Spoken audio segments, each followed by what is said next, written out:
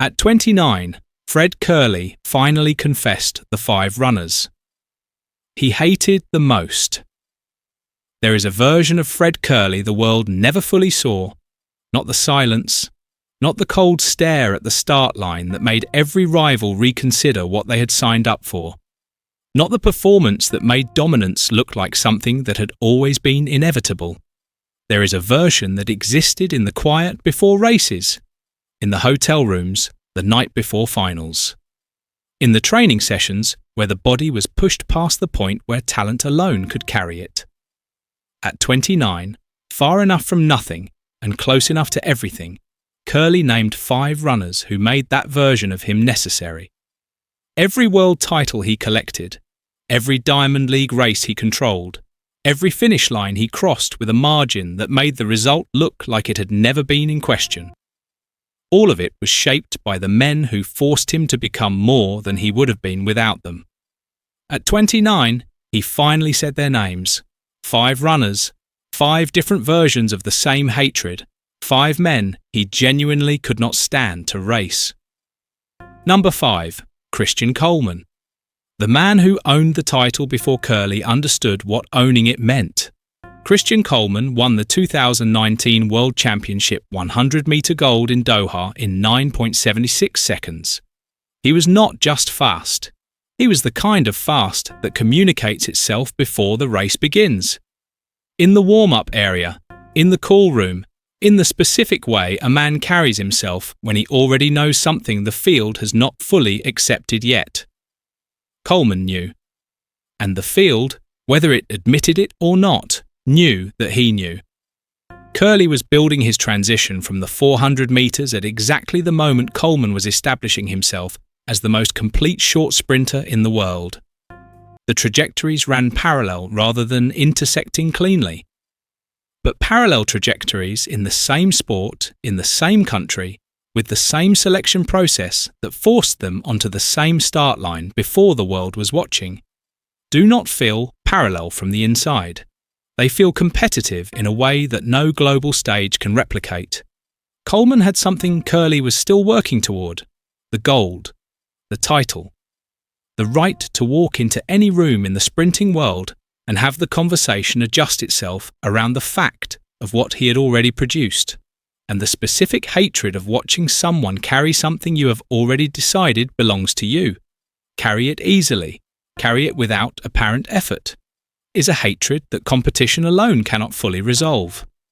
Kerley said what Coleman gave him was the hatred of a standard established before the argument was properly open, of arriving at a conversation that had already moved past the point where his name was being considered, and the knowledge that in the record books, 2019 would always read the same way, with Coleman's name on the line where Kerley believed his own was supposed to go.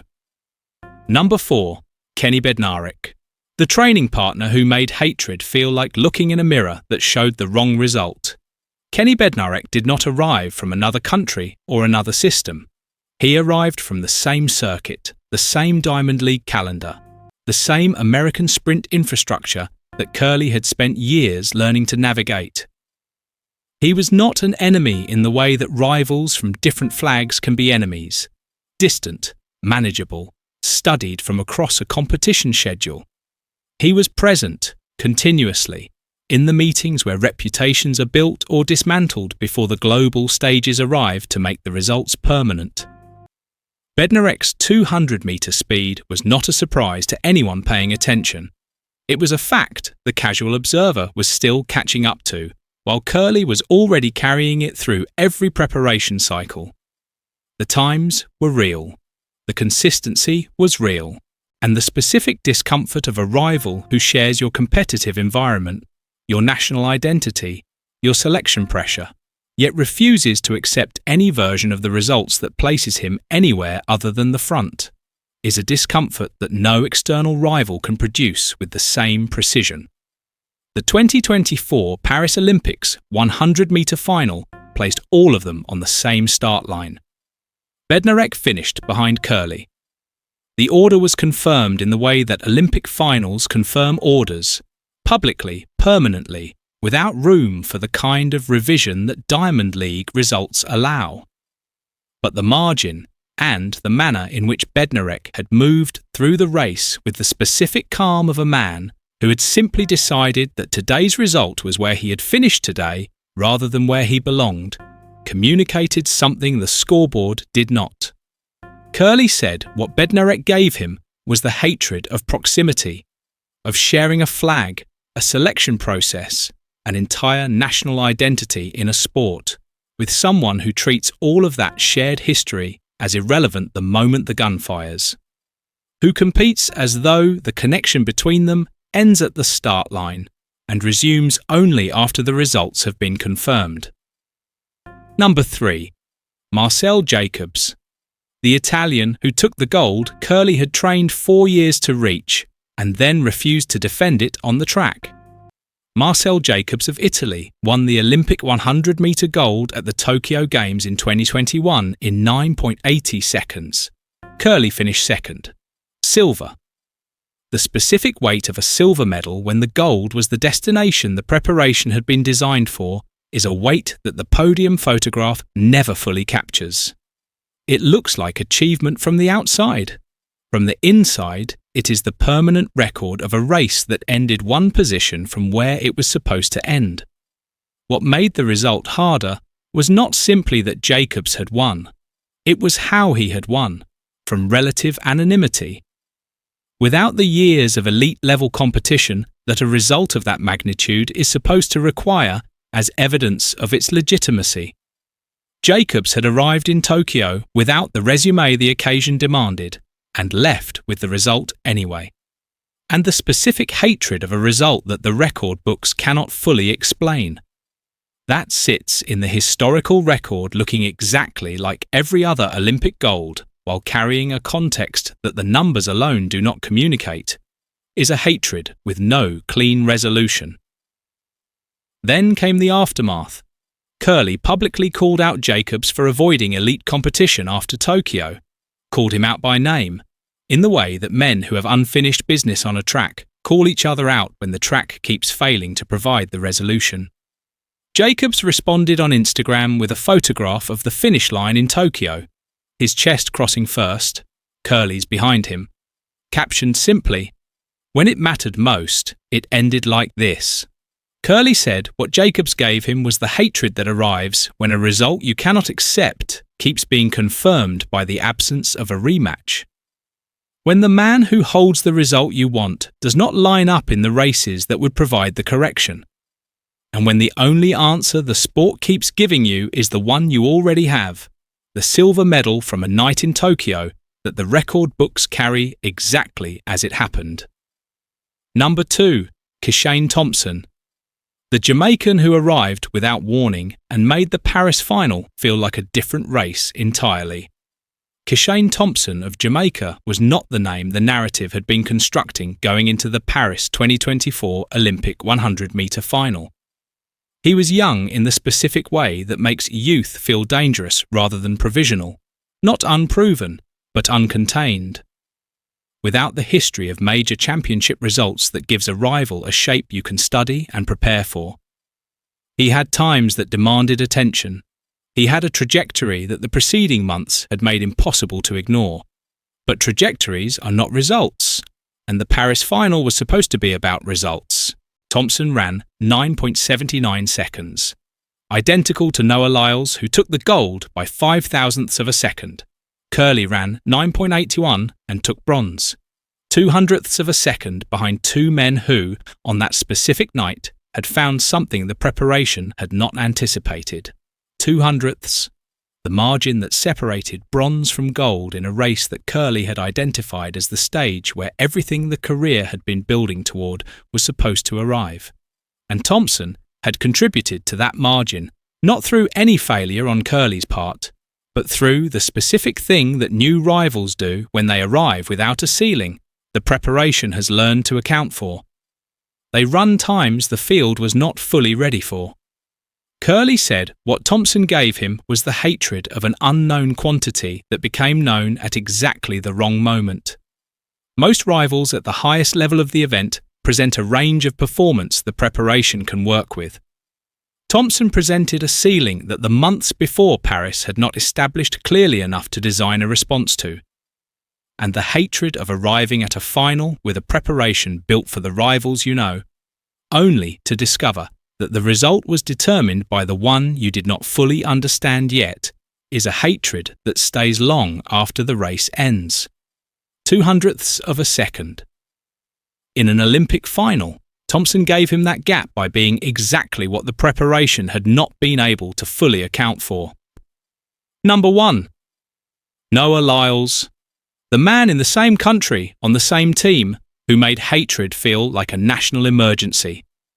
Noah Lyles and Fred Kerley are both American. They both carry the same flag into global championships. They both represent the same national program, the same selection system, the same federation that produces them and promotes them and sends them to the same start lines wearing the same colours. None of that has ever made them friends. Lyles is everything Kerley is not. In public, expressive, theatrical, the arm sleeves, the poses, the celebrations that turn a sprint finish into a performance designed specifically for the cameras. Kerley is everything Lyles is not. In private, quiet, internal, the kind of competitor who communicates exclusively through results and lets the scoreboard say what his personality refuses to. Lyles once said it plainly. Fred and I are very different. He is not calling me up like, "Hey, you want to go out for the weekend?" They have faced each other across 4 years of major competition. Kerley led the head-to-head record 4-1 before the Paris Olympic trials. Lyles broke the sequence there, winning in 9.83. Then Paris arrived. The 100-metre final that the preceding year had been building toward. Lyles won by 0.005 of a second. Kerley took bronze. And the rivalry that had produced 4 years of genuine competition arrived at its defining result. With Lyles's name on the gold and Kerley's name on a bronze medal in a race separated by margins so small the timing equipment could barely distinguish them. Kerley did not accept the verdict quietly. He said it directly. "Noah is really not on my level. Go look at the record books and who got more wins. Line it up again right now. The pressure is different. I am telling you, he is not built like me." Kerley said what Lyles gave him was the hatred that no other rivalry in his career produced. Not because Lyles was clearly superior. The races had been close enough to make clearly superior an impossible description, but because of what Lyles represented inside the specific world they both occupied. A rival who carried the same flag, competed in the same selection process, wore the same colours at the same championships, and whose name kept appearing on the result that Kerley had decided, from the very beginning of their shared competitive history, belonged to him. Losing to someone from another country is a result. Losing to Noah Lyles is a conversation that follows you back into the same national system the next morning, into the same federation meetings, onto the same relay teams, into the same documentary series that puts both names in the same frame and asks the audience to decide who the story belongs to. That is what a domestic rival gives you, that no external competition can replicate. Not just the loss, the permanent proximity of the loss, the inability to leave it on the track and return to a different world. Lyles was always there, in the next lane at the trials, on the same relay team at the championships, in the same sport, in the same country, carrying the same flag, refusing to accept any version of the conversation that placed his name anywhere other than first. The hatred Lyles gave him was the only one that never ended when the race ended. At 29, Fred Kerley had not finished.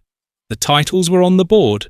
The career that had begun as a 400-metre specialist and rebuilt itself into something the 100 metres had not seen from an American in years was still in the process of producing everything it had promised. The unfinished business was still unfinished. The start lines were still ahead. What he had at 29 was honesty. 5 runners, 5 different versions of the same hatred. Christian Coleman gave him the hatred of a standard set before the argument was open. Kenny Bednarek gave him the hatred of proximity, of sharing everything except the result. Marcell Jacobs gave him the hatred of a result he could not retroactively contest. Kishane Thompson gave him the hatred of an unknown quantity arriving at exactly the wrong moment. And Noah Lyles gave him the hatred that never ended when the race ended. The world saw the cold stare, the silence, the results delivered without ceremony or celebration. What the world did not always see was the 5 names that made the silence necessary. At 29, he finally said them out loud.